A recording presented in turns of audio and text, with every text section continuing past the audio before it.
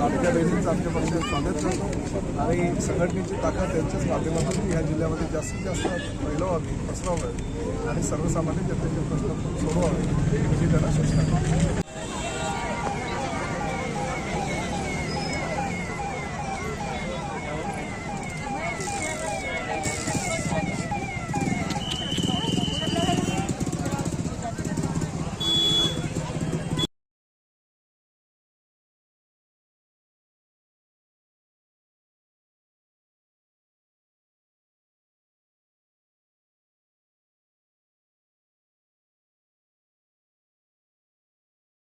पालकमंत्री प्रताप सरनाईक यांनी आज रजा कॉलनी येथे शाखेचं उद्घाटन केलेलं आहे. नेमकं काय संदर्भ होता?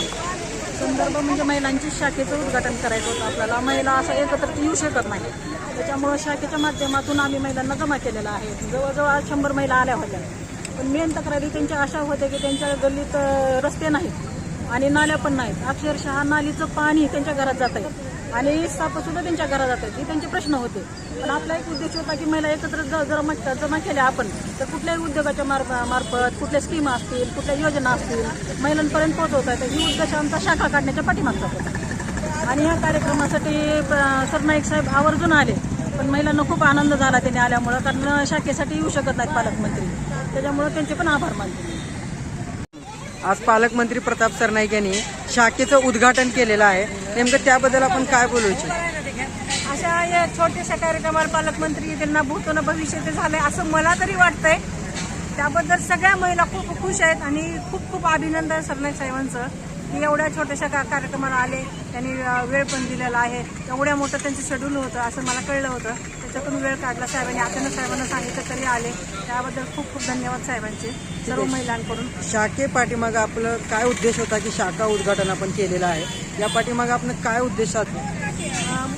महिलांची प्रगती करण्यासाठी आणि आमचे माननीय एकनाथजी शिंदे साहेब जे आहेत त्यांची प्रेरणा घेऊन आम्हालाही काम करण्याची थोडीशी आता प्रेरणा मिळत चाललेली आहे.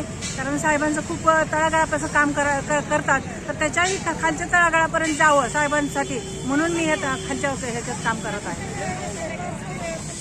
ही शाखा काढण्यामागं कारण आहे की महिलांचा ग्रुप तयार होईल, त्यांच्या समस्या आपल्याला समजतील आणि त्या समस्येचं निराकरण करण्यासाठी मी आज इथं शाखेचं ओपन केलं आहे आणि साहेबांना बोललं होतं. साहेबांची पण आता साहेबांचं लक्ष राहील आता आमच्याकडे आणि आम्ही महिलांची समस्या सोडवण्यासाठी मी काम शाखेचं केलेलं आहे.